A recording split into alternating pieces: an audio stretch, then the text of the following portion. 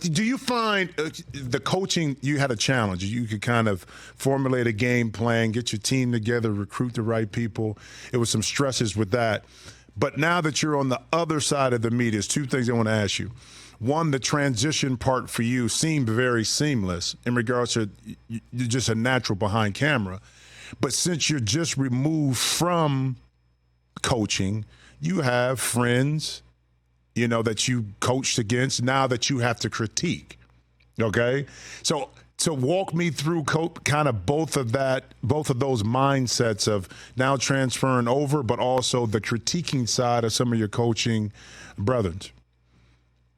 Yeah, two really interesting points, Jimmy. I appreciate you saying I look comfortable behind the camera, but one of the things I've looked at and observed in doing this new career is, it's a lot more work and preparation than I knew. Like, you guys used to show up for games. We'd sit there.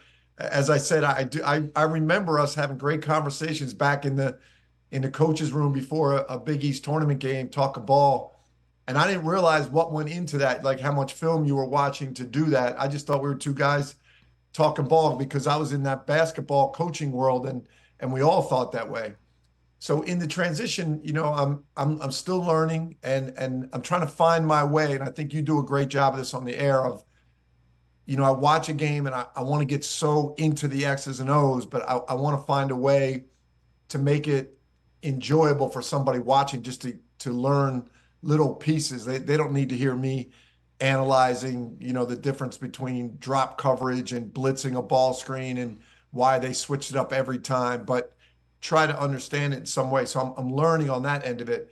The other part of that, Jimmy, which has amazed me, is working with the play-by-play guys that you do, or being in studio, working with, an Adam Lefko or an Ernie Johnson or an Adam Zucker, or an Ian Eagle or Brad Nessler, like how talented those guys are, how amazingly intelligent they are, all the stuff they have going on in their mind. That's blown me away. And in terms of critiquing my coaches, I'm trying to find a way to get across to fans that, coaches do make poor decisions sometimes, but it's not from a lack of intelligence or preparation. It's like, for example, in the Illinois game against Connecticut, I just know Brad Underwood, and I haven't asked him this, but I know for a fact, and I heard his interview at halftime, that he told his team, hey, we are going at Donovan Clingan. We are going to attack him. We are tough. We are aggressive. We are physical. We are going to go at him. And in the first half, it really didn't work that well, but they were only down 5. And I think he went in at halftime and said, you know what?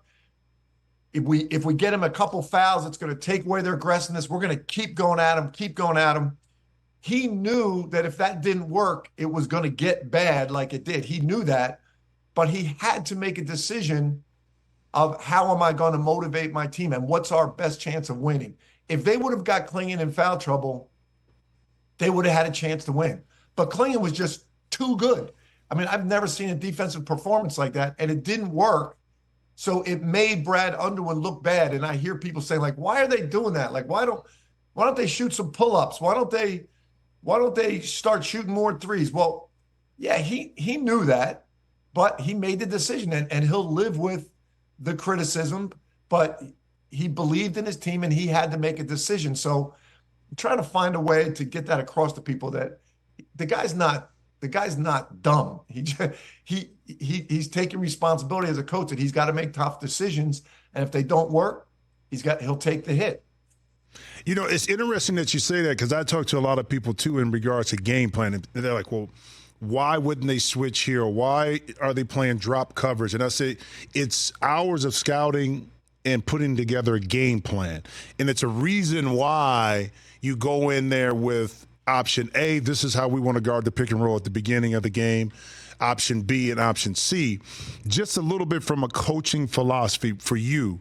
When you laid out a game plan, say you were playing against Seton Hall and they had bigs inside and you were a little bit smaller, even though you had the game plan, when did you transition? I don't know, sometimes the games will dictate something different.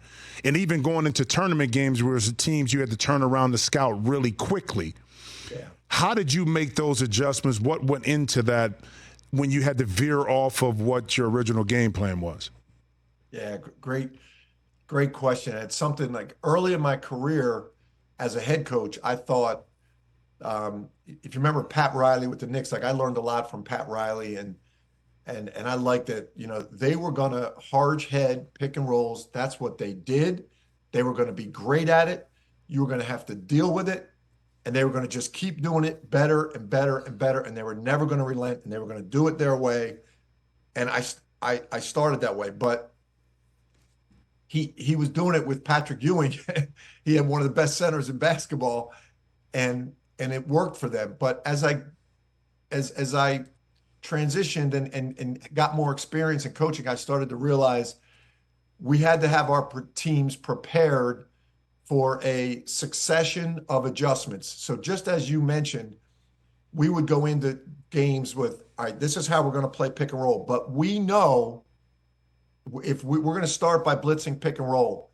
But if they start splitting us and kicking out for threes, then our next adjustment is going to be we're going to switch pick and rolls.